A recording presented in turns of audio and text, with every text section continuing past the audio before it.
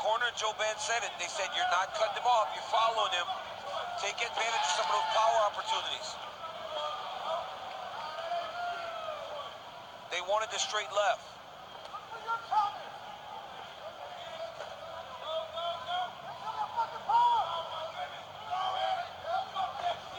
Joe Ben there. Yeah. You see that damage on the back of Joe Ben's lead leg. I mean, it kind of seems like if anybody does anything big in this round, they could win this fight. Yes.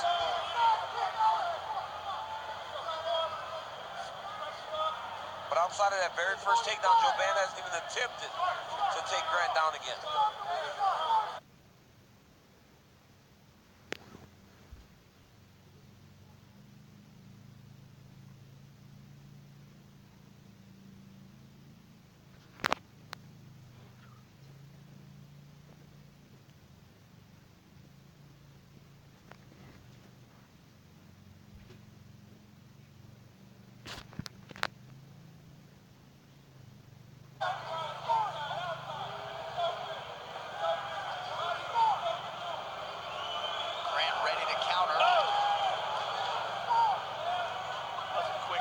Yes, and nice.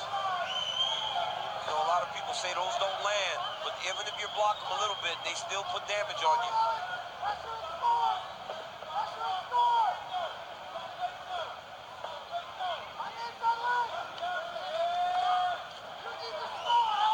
Both guys landing less than 37% of their strike attempts. Grant goes high again. Joe Ben ready, not for that one. Joe Ben needs to get some offense going. Yes, he's just pressing without any action right now. Well, it's the consequences. Yep. He's so worried about Dwight Grant's power, so concerned, I should say. Like right there. As agitated as this Atlanta crowd has been all night, there's been a lot to cheer about.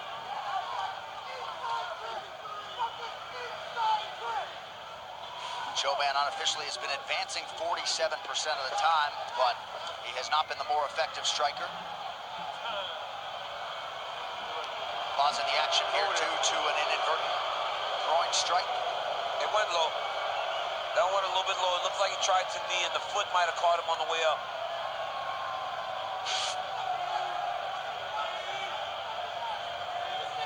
Unfortunately, I heard. Oh, man.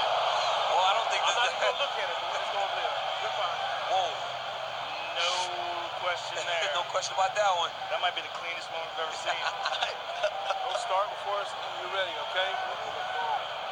So we always talk about these fighters having 5 minutes to recover from a groin strike. You don't necessarily get that for an eye poke. But would Dwight Grant be wise to take his sweet time? Yeah, you take your time, man. You just take your time. You got 5 minutes. I think sometimes you feel the urgency from the crowd. You know. Ready? Stay right there. Stay right there. You go. Fight! I'm just watching the ref the whole time, just kind of thinking back, like, I love the guy. He's got style. He does have style. He's got gold shoes on.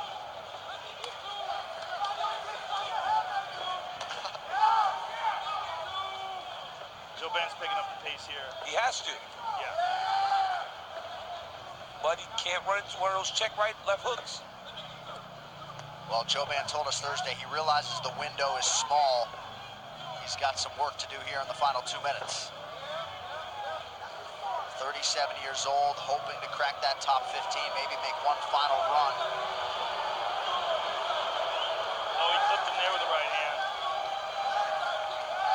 You can tell Grant is powerful because the reactions Joe Ben gives when he goes to attack him are very big and just evasive. Not looking to counter, he's just trying to get out of the way.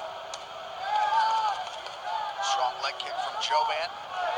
80 seconds to go. And now he's doing a better job when he's putting his techniques together, not just one.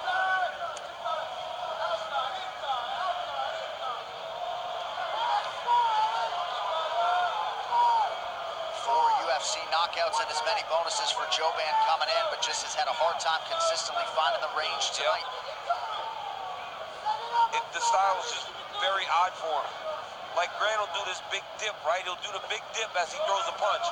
His head's off the center, and not as usually expect the guy's head to slide off the center line. It's so crazy, too, because Grant fights with that style where he's always kind of backing up. But there's so much danger in when you try to attack him. But we saw it in the Zach Otto fight. He was doing it and seemed to be successful, but then ended up losing the decision. It's optics. The optics don't look all that good when you're the guy that's always backing up like that. No. Yeah, and Joban is cornered on a little bit this round. Oh, nice left hook to the body there by Grant. Nice roll by Joban, gets the back. Final 10 seconds. It has been a strong third round for Alan Joban. And that's a great finish. Look at that. Judges remember seeing this. In a fight this close, this round obviously goes to Alan Joban, right? With one big action like that. A lot of mutual respect there between Alan Joban and Dwight Grant. Joban offering up an apology to the fans here in Atlanta. They go the distance tonight. This fight replay brought to you by Nemiroff Bold Character since 1872. Joe, enjoy yourself with the replays.